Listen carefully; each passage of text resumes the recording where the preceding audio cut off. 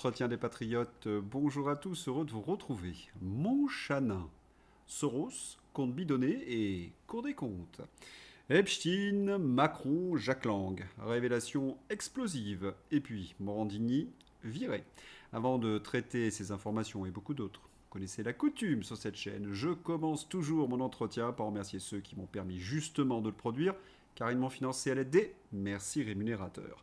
Et aujourd'hui sont à l'honneur des fidèles parmi les fidèles, Philippe Bohen, Galopification, Marie et Patrick. Merci à eux du fond du cœur. Et puis je tenais à vous remercier pour votre soutien incroyable. Oui, il faut aider la réinformation en ces temps de graves menaces sur la liberté d'expression et sur un trollage massif. Alors comment faire? Eh bien, c'est simple, il suffit de lever le petit pouce, écrire de gentils messages et diffuser sur d'autres réseaux sociaux.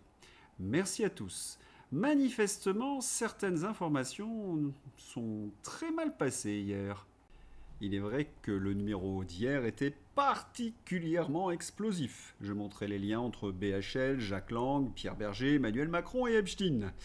La mafia socialiste mondialiste au grand jour. Alors forcément, j'ai reçu des messages de menaces, des insultes, des diffamations diverses et variées, sous prétexte que j'avais commis un crime impardonnable, épouvantable. Je prononçais Epstein. À côté, Jeffrey, c'était un enfant de cœur. Bon, les comptes qui ont écrit ce genre de choses, je les connais, ils ressortent du bois à chaque fois.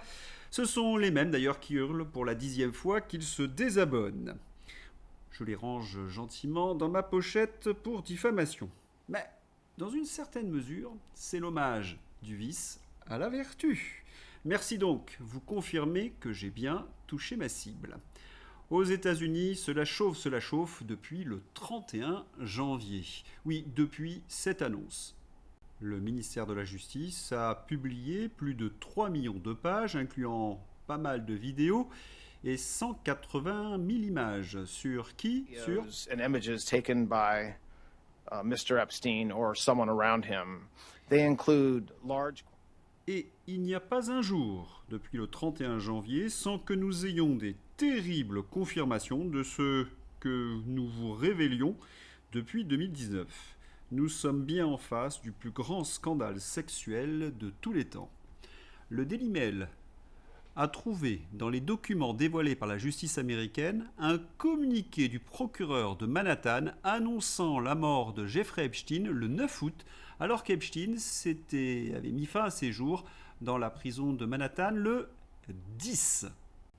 Et grâce au travail de journalistes et d'enquêteurs, nous avions dit qu'il y avait des caméras de surveillance en panne, des rondes non effectuées, des preuves matérielles et des vêtements d'Epstein détruits, des scènes de crimes ruinées, laissées ouvertes 7 heures, des détenus fantômes.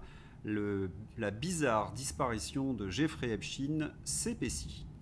Lorsque nous vous révélions ce type de détails, nous étions taxés de complotistes. Aujourd'hui, c'est France Info et le Daily Mail. Déclaration annonçant la mort de Jeffrey, mais elle est datée un jour avant qu'il mette fin à ses jours. Une déclaration fédérale annonçant la mort de Jeffrey a fait surface dans les dossiers du ministère de la Justice récemment publiés, mais elle porte une date qui semble précéder le moment où il a été officiellement retrouvé mort à l'intérieur de sa cellule de la prison de New York. Le document, publié par le bureau du procureur des États-Unis pour le district sud de New York, est daté du mercredi 9 août 2019. Indique qu'Epstein avait déjà été retrouvé sans réponse et déclaré mort. Mais les dossiers de la prison et les comptes officiels montrent qu'Epstein n'a pas été découvert sans réponse avant le matin du 10 août 2019.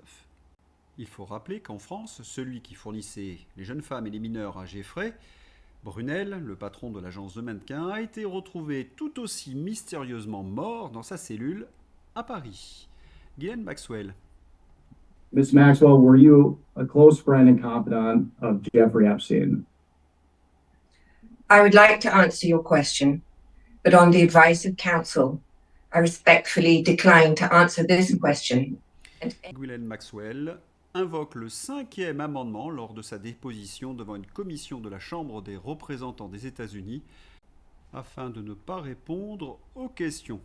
Dans une déclaration liminaire, l'avocat de Maxwell a affirmé qu'elle ne disposait d'aucun élément montrant que les présidents Trump ou Clinton soient coupables de quelque méfait que ce soit.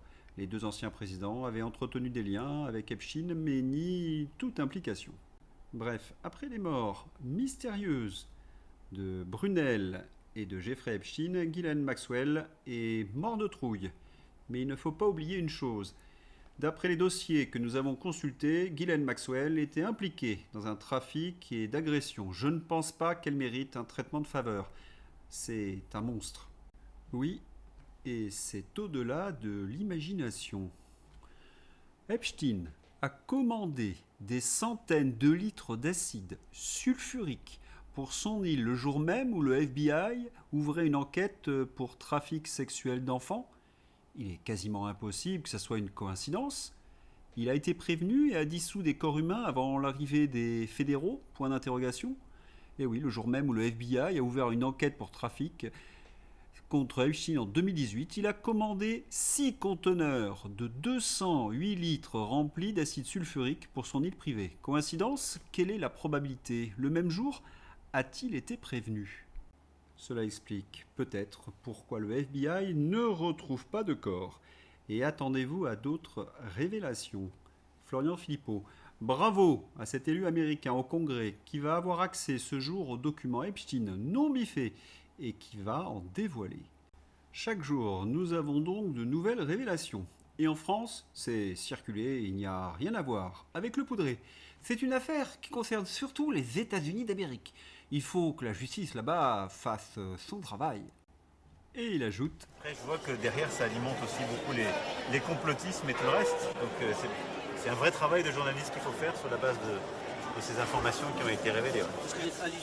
Eh oui, le poudré reprend les scandaleux éléments de langage de France Infox et Conspiracy Watch. L'affaire alimente le complotisme.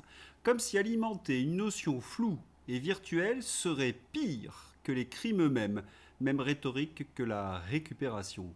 Alors qu'on parle des pires crimes qui soient, c'est à vomir, mais qu'il démissionne. Il est vraiment à côté de la plaque sur tout. Et on sait pourquoi. Comme l'a très bien mis en lumière Béatrice Rosen, le poudré reprend les éléments de langage de Rudy et sa bande. Il n'y a pas de hasard. Conspiracy Watch a été financé par le fonds Marianne, par l'argent public, par Marlène Schiappa, lieutenante d'Emmanuel Macron. Affaire Epstein. Dire qu'on est en face à une conspiration mondiale, c'est entièrement faux. Et peut-on vraiment parler de victimes? Rudi Reichstadt va beaucoup plus loin en ce qui concerne les victimes d'Epstein, de son réseau de prostitution internationale. Il ne leur accorde pas le statut de victime. Regardez, c'est dans ma description. Nier l'existence du crime, c'est nier l'existence des victimes. Est-on étonné? Pas le moins du monde. Rudy est en service commandé, pour qui vous savez. Il faut donc minimiser les faits pour protéger son patron. S'il n'y a plus de victimes, il n'y a plus de crime. Le poudré peut donc dormir sur ses deux oreilles. Enfin, presque, parce qu'il y a les réseaux sociaux, il y a la réinformation qui veille. Pourquoi le président demandait des conseils à un criminel notoire? Révélation, le poudré discutait avec Epstein en 2018, lui demandant des conseils en relations publiques. La démonstration est nette et sans bavure. Et Rudy, c'est vraiment pas une conspiration mondiale? Angleterre. Alerte info, séisme en Angleterre. Tim Allan, le directeur de communication de Keir Starmer, vient de démissionner. Un de plus. C'est la seconde démission de jour après Morgan McSweeney, le chef de cabinet de Keir Starmer. Keir Starmer est plus impopulaire que jamais et même dans son camp, on exige sa démission. La direction de Downing Street doit changer. Affaire Epstein, le chef du parti travailliste écossais appelle Keir Starmer à démissionner. Keir Starmer est fragilisé, il est ultra impopulaire et il est minoritaire dans le pays. Il doit partir. En France, c'est pareil avec Macron, mais avec la complicité du monde politico-médiatique, il se maintient. Il a ses pions au gouvernement et il peut continuer de détruire la France. Et après l'Angleterre, la Norvège. L'ancien Premier ministre norvégien, président du comité Nobel et secrétaire général du Conseil de l'Europe, tiens, de 2009 à 2019, était l'ami intime d'Epstein et aimait les filles extraordinaires. Quelle chance d'avoir en France des politiciens intègres. Le Parisien, affaire Epstein, sinon, dont l'un d'un haut placé d'un gouvernement européen ont été caviardés sans raison. Est-ce le Norvégien ou est-ce Pustula? On attend des révélations dans les prochains jours. France Infox, une diplomate norvégienne, un ancien Premier ministre norvégien, un conseiller politique britannique, 2 conseillers politiques britanniques, un avocat américain. Les démissions liées à l'affaire Jeffrey Epstein s'accumulent. Et peut-être qu'il ne faudrait pas oublier un directeur de l'Institut du monde arabe. C'est amusant comment le service public s'attache à minimiser l'impact des dossiers Epstein chez nous. Et bonne nouvelle, les réseaux sociaux, les journalistes de la réinformation ont fait le travail et les journalistes aux ordres enragent. Ils ont perdu une sacrée bataille et toute crédibilité, comme ce Brice Couturier. L'affaire Epstein révèle la confirmation des théories complotistes. C'est ça qui est embêtant, ça donne l'impression qu'il y a un complot des élites qui se protège. Les complotistes ne seraient donc pas des complotistes. Mais comment est-ce possible? Non, mais des fois, ils s'écoutent, les journalistes aux ordres.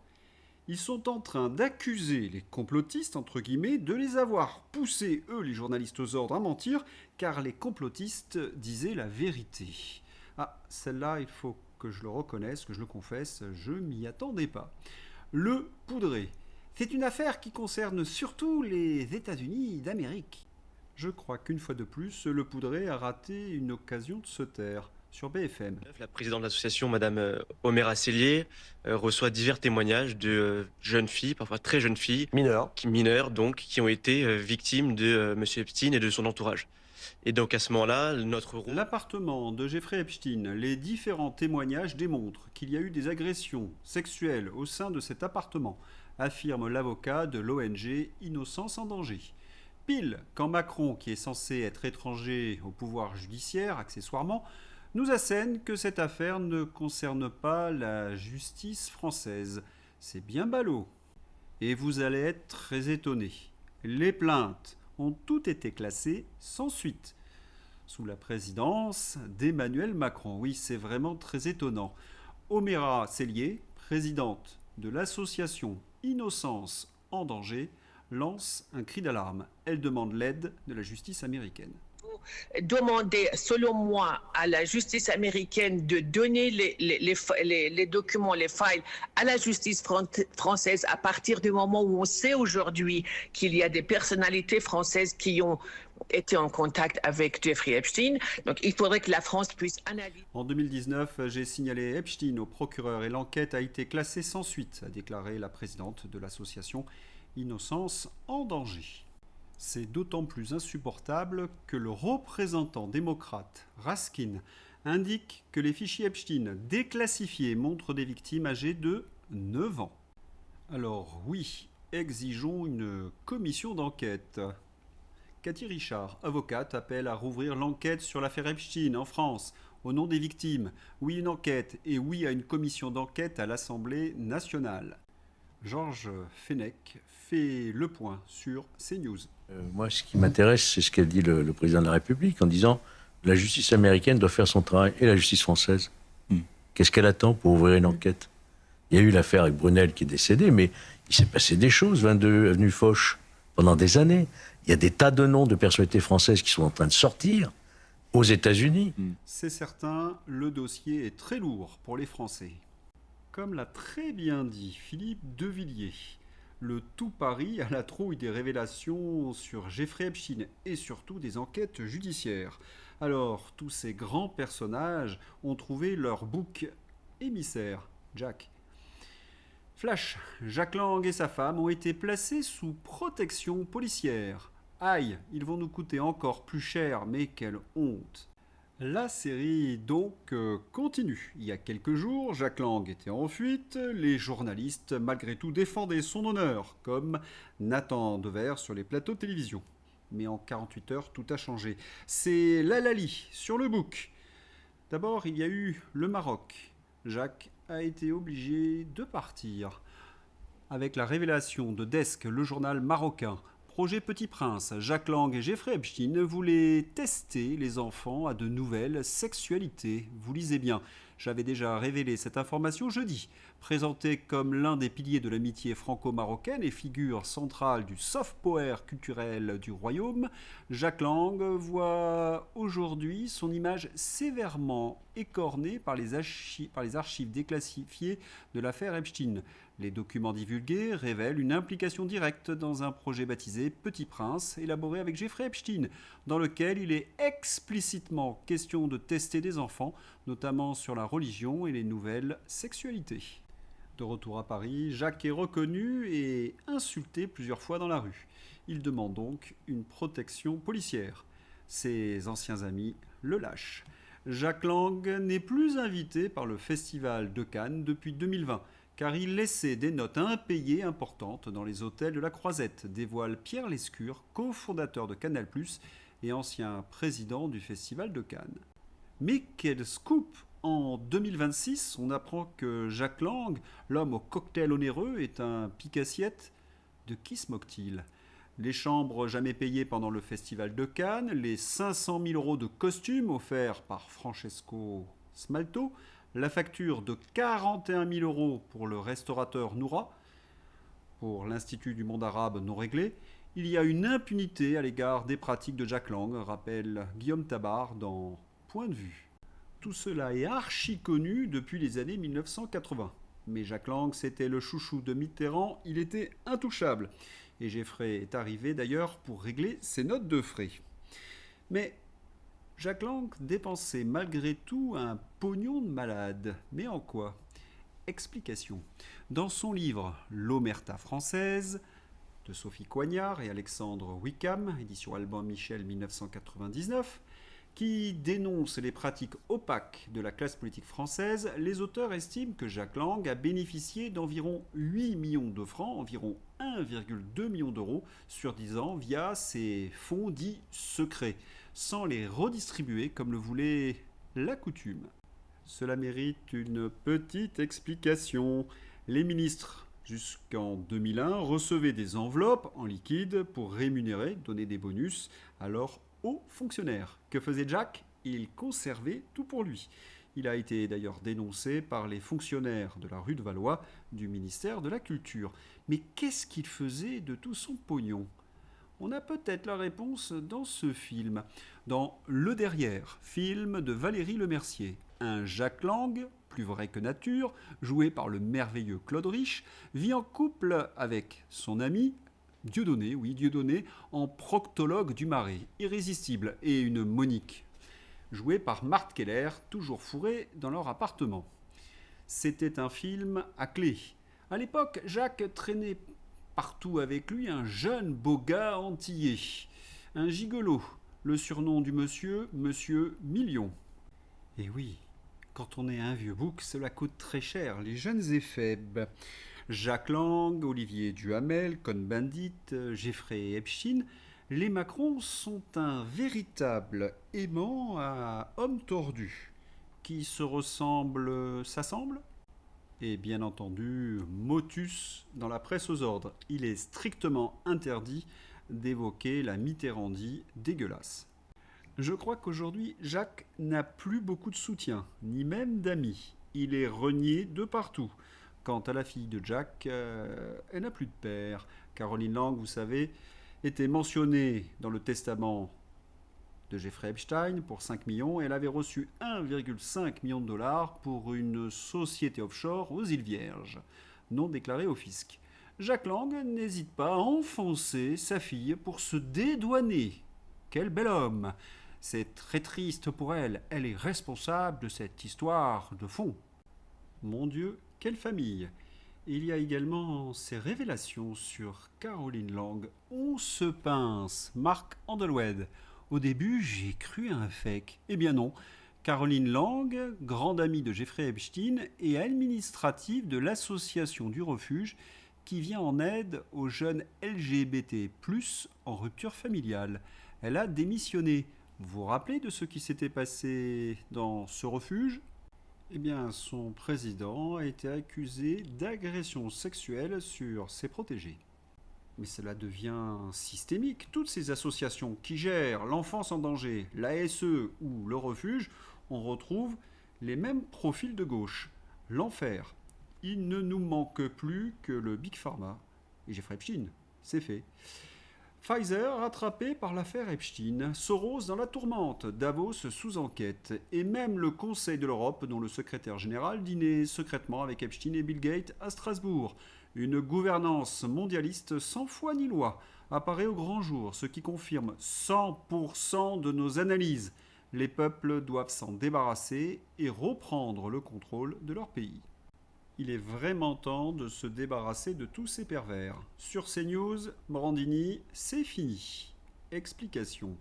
Geoffroy Lejeune a trompé Vincent Bolloré en remplaçant au dernier moment, avant l'impression, une brève du JDD initialement consacrée à l'OM pour évoquer les déboires judiciaires de Jean-Marc Morandini. Le JDD se tient aux côtés des victimes, qui assure être profondément blessé par le maintien de Jean-Marc Morandini à l'antenne, pouvait-on lire au petit matin dans le journal. Propriété de Bolloré. Philippe de Villiers. Crise explosive à CNews. Nous étions le 8 février. Philippe de Villiers menace de claquer la porte si Bolloré garde Morandini, malgré sa condamnation définitive pour corruption de mineurs. Il est vraiment temps de se débarrasser de tous ces pervers. Sur CNews, Morandini, c'est fini. Explication. Geoffroy Lejeune a trompé Vincent Bolloré en remplaçant au dernier moment, avant l'impression, une brève du JDD initialement consacrée à l'OM pour évoquer les déboires judiciaires de Jean-Marc Morandini. Le JDD se tient aux côtés des victimes, qui assure être profondément blessé par le maintien de Jean-Marc Morandini à l'antenne, pouvait-on lire au petit matin dans le journal. Propriété de Bolloré. Philippe de Villiers. Crise explosive à CNews. Nous étions le 8 février. Philippe de Villiers menace de claquer la porte si Bolloré garde Morandini, malgré sa condamnation définitive pour corruption de mineurs. La direction n'avait donc plus le choix. Jean-Marc Morandini contraint de se retirer de CNews et les vraies raisons d'une volte-face. Le maintien à l'antenne de l'animateur après sa condamnation définitive pour corruption de mineurs et le départ de Sonia Mabrouk avait rendu la situation intenable sur la chaîne d'information. C'est une bonne nouvelle, la mobilisation a payé. Dommage pour Sonia Mabrouk. Une nomination qui fait grand bruit. Emmanuel Macron choisit Amélie de Montmachin pour prendre la tête de la Cour des comptes. Le Poudré s'apprête à nommer mercredi l'actuel ministre des Comptes publics qui, à 40 ans, succédera à Pierre Moscovici comme première présidente de l'institution financière. Attendez, Amélie de Montmachin, c'est la ministre du budget qui a fait passer justement ce budget de force contre toute idée démocratique et qui va se retrouver à la Cour des comptes pour le valider. Mais quelle république bananière! Et puis, Amélie de Montmachin, c'est ça. Montmachin parle de complot face à Ciotti. Pourtant, Sénat et Assemblée le confirment. Le gouvernement a bien caché un déficit de 60 milliards d'euros pour 2023 et 2024. Il faut rappeler qu'Olivier Marleix avait accusé le gouvernement de Gabriel Attal, de Bruno Le Maire, de Montmachin, d'Emmanuel Macron, de maquillage des comptes, de falsification de comptes insincères. Et c'est cette Montmachin qui va être nommée présidente de la Cour des comptes. République bananière bis. Et Montmachin, c'est Soros. Ingérence. Nathalie Loiseau et la ministre Amélie de Montmachin sont membres du conseil de l'ECFR, une officine au service de l'influence de George Soros dans l'Union européenne. Macron, une fois de plus, livre la France aux mondialistes de Soros. Quant à Nathalie Loiseau, elle délire. Pour la macroniste, Loiseau de mauvais augure, 160 milliards d'euros, c'est pas beaucoup. Pas étonnant que nos comptes soient dans le rouge avec des gens pareils. Et pour qui ces 160 milliards ? Pour l'Ukraine. Le Cornu n'arrive pas à trouver 1 milliard pour l'éducation nationale ou pour les hôpitaux, mais il arrive à trouver 160 milliards pour l'Ukraine. C'est aussi dingue que l'affaire Jeffrey Epstein. International, bulletin de Xavier, ne le ratez pas, indispensable. Le lien est dans ma description, ne le ratez pas. Il y a quelques jours, Xavier était l'invité à un forum sur le Yalta du futur. On l'écoute. Voilà, je viens de participer à la conférence sur la publication d'un ouvrage sur Yalta, 1945, et oui, il y a 80 ans. Eh bien, c'était la conférence de Yalta, et l'idée, c'était de réfléchir sur la possibilité de retrouver l'esprit de Yalta, c'est-à-dire une réunion des grandes puissances qui prennent en compte les intérêts de chacun. Bon, c'est une vision un petit peu romantique de la situation, donc évidemment c'est l'objet de débat.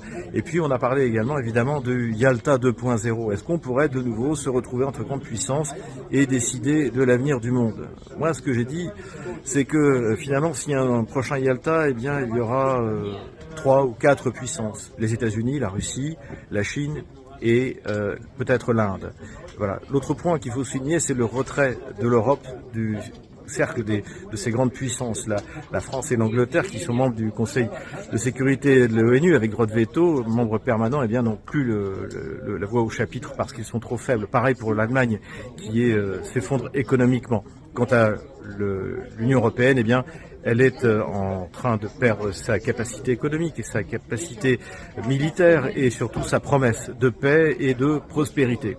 Donc, ce qui va changer dans le prochain Yalta, c'est que, eh bien, il y aura, contrairement à 1945, des perdants dans cette nouvelle partition du monde, puisque Washington a perdu militairement contre la Russie, a perdu économiquement contre la Chine, et que finalement, il faudra se mettre d'accord avec ça, et que à un moment ou à un autre, que ce soit Donald Trump ou son successeur, eh bien, ils devront accepter d'avoir perdu.